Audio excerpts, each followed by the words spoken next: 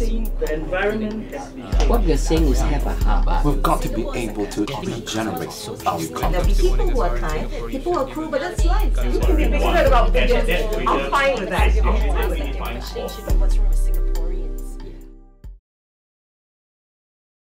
Okay, Nurul, Yes. if you say that it's a question of economics and social strata on financial terms, can you share with us what sort of family you come from?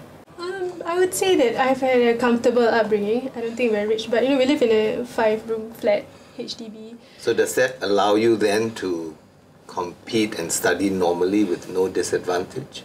Why is it, just now you mentioned that when you went to the junior college, you were the exception. Why?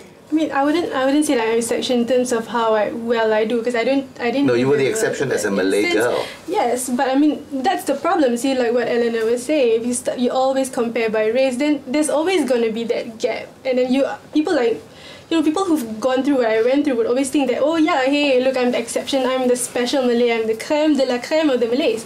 But that's not the point, right? So, I mean, I've grown up in sense that, okay, so maybe my dad is the only breadwinner of the family. But, I mean, I always argue with this with my mom, because she used to buy into this idea that, we worked harder than those people, you guys study a lot more than your cousins, for instance. But now I would argue and say, look, Mom, yes, you are a housewife, but you took A-levels.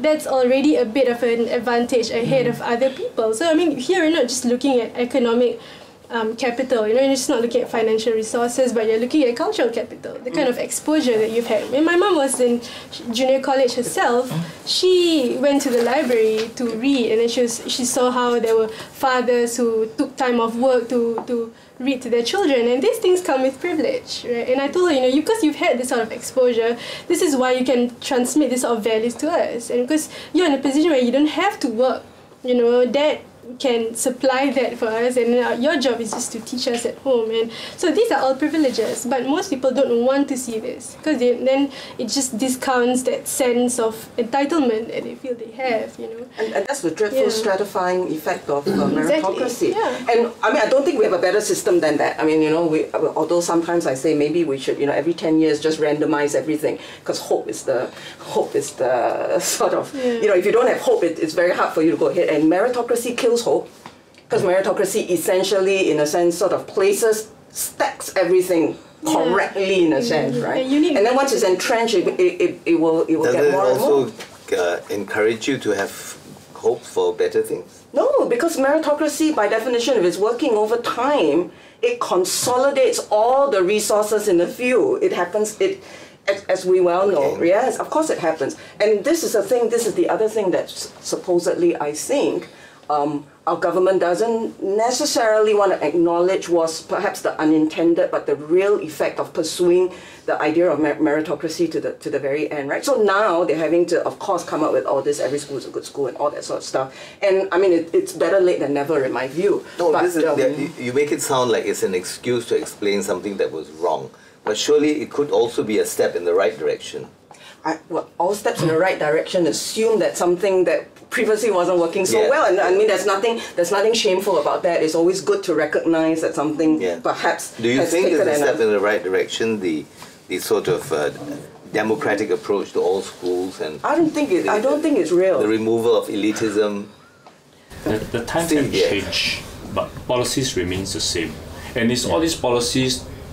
The effects we are seeing now, we're seeing that they're actually the income inequality. We are seeing that there's a class divide. We are seeing the Gini coefficient is getting wider, and if you look at it closely, it has to do with race. The classes of people who are doing well and not doing well, you can see that. Is it race, or is race the surrogate cause? It's not the force, but you can see that there's a congregation. If you look around in the past, you can see a lot of minority races living maybe in central part of Singapore.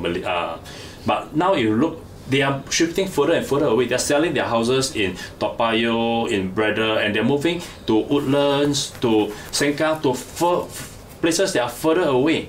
I mean, I don't know why, but we are seeing that policies of the government of the past has unintended consequences, which is affecting the people now. Yeah. But again, this is that, right? So we talk about it as if the Chinese majority race, but quite equally there is an underclass among the Chinese as well. And that underclass suffers because we are discussing this along racial lines. Correct. So I mean, anyway, that's obviously my jack, that I don't see. I mean, I think that it's unhelpful. It's nothing to do with race. No, not that it has nothing to do with race, but that it is unhelpful, and it allows us to abdicate responsibility for it when we link this to something as primal and as unchangeable as race, because we can then really throw up our hands and say, look, racism never changes, and to some extent that's true, because I think almost anywhere you go, however far we go, we are still somewhat racist. I think that's sort of built into it. But Eleanor, it brings me back to the point that the policy makers are the racists. For example, where are all your top schools? District 9, 10, 11. Their money Why don't they put the top schools in Geylang? Right? Or why don't they put the top, different top schools in every HDB estate? Why don't they do that? Like now, the only suggestion is... Arai is in Bishan. But there's only one. But by the time everybody in Arai is like definitely the top go there. St. Anyway. Andrews is in... But St. Andrews is not the top school, It my was friend. when it was when during my brother's time and all, my husband's time and all, but it's not. But District 9, 10, 11, you know exactly what I'm talking about. Now the only way to unwind it is every school in District 9, 10, 11, the principal must run 3 or 4 baby schools in the HDB estates. That will change things. How will that change anything? Simple, because the principal, they put all the good teachers there as well, right? So if you live in Toa Payoh, there will be a ACS in Toa Payoh, there will be a St. Margaret's and Methodist Girls' School there, there will be a Singapore Chinese Girls' School there, right? It's a repeated. So I mean, it's not the schools that pick the students. Right? It's how we allocate the students to the school. Darling, the first rule is 2 kilometers or 5 kilometers. You hear me out first. Suppose we distribute primary 6 graduates into the school nearest to them. Okay? And then we say in primary school, right? All schools should reflect a correct ratio. Right? Now, we will be dealing with the problem. You see, now problem is not meritocracy. Right? The problem is when we try to add elitism to meritocracy. That's where we begin to channel resources to the few group of the top. That's wrong. We have mixed the worst part is we have mixed the money with the ability to go to the better schools, because the better schools are located in District 9, 10, and 11. What I'm suggesting... Because we fool ourselves that there's such a thing called better school. There were no better school. We shifted so-called the better student to schools, and in the end we say, wow, they had good results. Suppose the next time the people who qualify for RI move on to Woodlands Secondary School, right, and distribute them out there. What's going to happen 4 years from there? You find that results are different. Now, as we talk, don't forget that most of us, my generation and our generation, comes from a very poor family, right? We didn't have tuition. My father had no time for me. You didn't need tuition. Not that we didn't need tuition, we didn't have to study so much. And the teacher simply teach us, after practice, as long as you pass, you're happy. My mother felt, my father looked at a report book and say, if there's a red mark, you whack you see, right? Right. Then one day, the teacher wrote the attendance, how many days you turn out, how many days in red. He said, red mark, I say, no, that's not a mark. You see? So is that you have to pass. And then because you have no tuition, you got to study by yourself, you got to ask your friends. The better students help the not so good student, and you end up also helping other people, right? And we grew up thinking, I grew up thinking that I should help people who maybe in some point or other not as good as me. Okay, but today as I look out there, elitism coming in to corrupt meritocracy, right? The Malays, I remember a time we keep reading Malays, how many percent pass.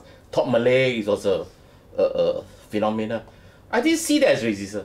I see that as somebody is trying to tell their Malays, look, you can be as good, right? And true, you are as good. That is precisely the point. You don't have to tell them, because when you put it in the newspaper, you're telling the whole. It's changing. I don't think we should dwell on that, because the situation is changing.